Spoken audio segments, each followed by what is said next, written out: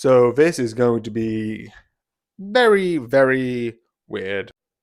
So usually with comics, I go, by the way, here's a comic, here's why I like the character.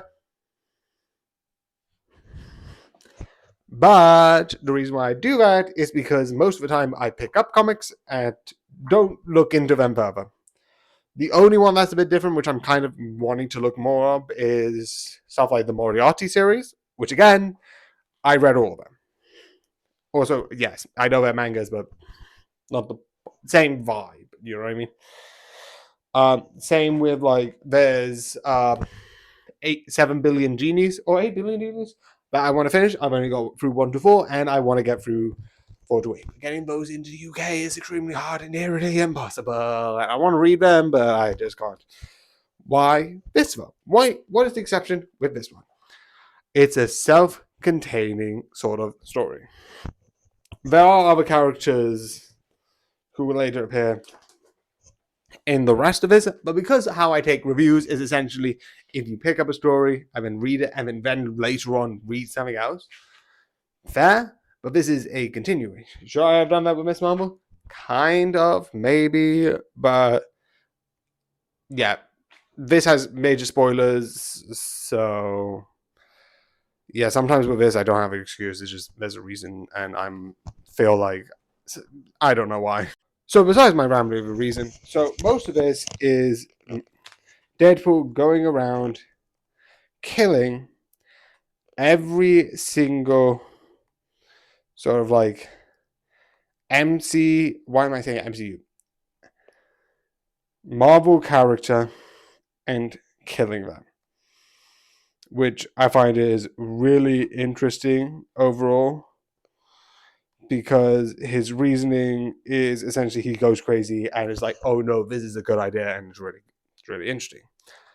However, the one thing that I do like about this is more specifically, hence why I want to do a non-spoiler section, is more specifically the death of one character. I don't know where it is. I feel like it's halfway through. Yeah. More specifically, the death of Professor X.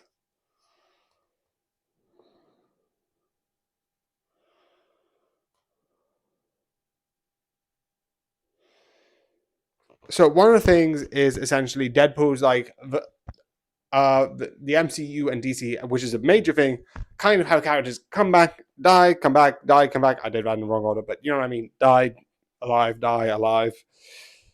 And it's all because it's fiction. And I like the idea that Professor X reads Deadpool's mind, realizes that he's dead, because the whole point of him is releasing them from this sort of like fictional death loop in a way. It's very weird, but Professor X reads his mind, realizes he's not real, and then he dies of brain death. Deadpool doesn't kill him. I don't know how he dies of brain death. I feel like it's a thing of like his own system. I don't really know how that works legitimately.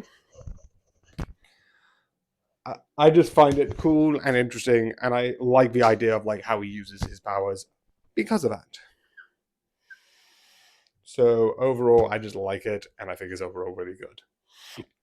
So yeah.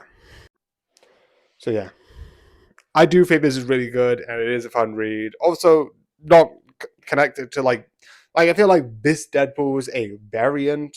I know that's more of a Loki term, but you know what I mean. He's not the main one of the main comic universe. It's not the same, and I know he does fight the main one, and that's also in this. I don't talk about that much because again, that's like being like he's got something before that, but I don't read that. Well, I do read it, but I haven't got up to, and I'm confused. The same reason for other stuff, but because this is a self-containing one, it's fun on that part. So yeah, I like it. So yeah, Thunderbolts. I know technically is now called the New Avengers. I'm so going to call it Thunderbolts because I think that's a better name. So yeah, Thunderbolts are tomorrow. I hope you enjoy and good night.